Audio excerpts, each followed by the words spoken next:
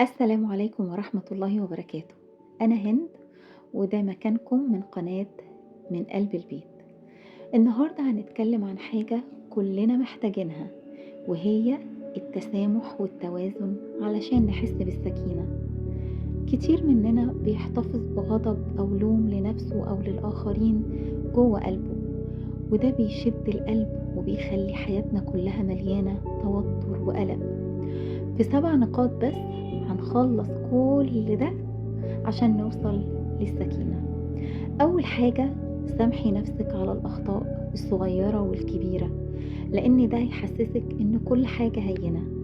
تاني حاجة، سامحي الآخرين، لأن التسامح مش إنك تنسي اللي حصل، ولكن هو بس التحرر من الغضب والاستياء، وبيحرر الدماغ من كل الأفكار السلبية اللي بتدور في دماغنا.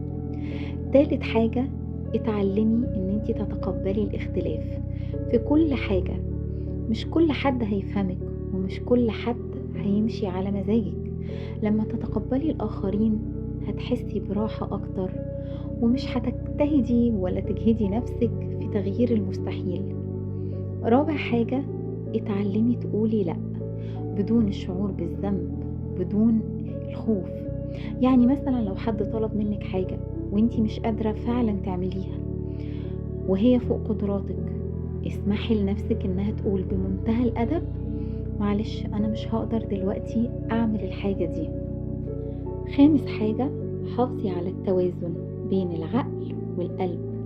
يعني قبل أي قرار اكتبي واسألي نفسك: القرار ده هيخلي قلبي هادي ومرتاح، وهيخلي عقلي مستوعب وينفذ الأوامر دي من غير لوم؟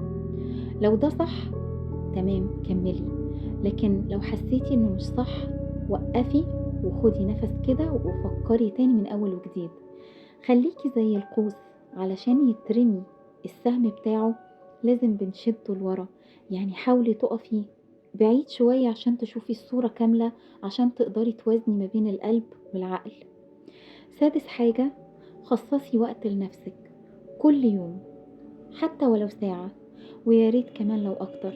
مارسي فيها كل حاجة انتي بتحبيها، تقعدي في البلكونة، تكلمي واحدة صاحبتك، تخرجي، تجيبي حاجة نفسك فيها، تتفرجي على التلفزيون، تشربي شاي. اي حاجة من الحاجات اللي هتسبب لك سعادة وفرح. سابع حاجة، فكري في الحاجات الإيجابية اللي عندك، ما تركزيش على الحاجات السلبية. خليكي شخصية ممتنة لكل حاجة موجودة عندك حتى ولو كانت قليلة. محدش كل أيامه سهلة، ومحدش برضو كل أيامه صعبة. الحياة بتبقى ساعة حلوة وساعة صعبة، والشخصية الممتنة هي اللي بتعرف تعيش الحلو وتعيشه بفرح، وتعيش الصعب بسلام. وفي النهاية، السكينة مش غياب المشاكل، لكنها القدرة على العيش بسلام. سلام.